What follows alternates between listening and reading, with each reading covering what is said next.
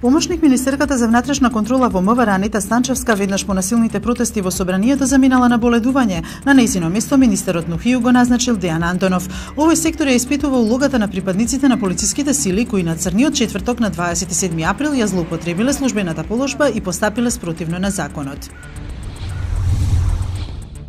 Кира Георгиевски, неговиот татко и Ѓе утро во околу 6 часот биле приведени во нивниот дом за напад врз пратеникот Зијадин Села во собранието на 27 април. Двајцата се товарат за кривично дело учество во толпа што ќе изврши кривично дело. Вчера на информативен разговор бил повикан и ИК од Скопје кој се сомничи за напад на лидерот на СДСМ Зоран Заев.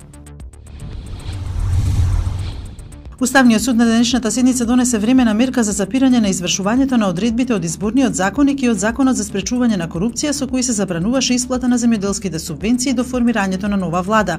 Судот не поведе постапка за продолжување на мандатите на градоначалниците и ова прашање го остави да биде решено од собранието.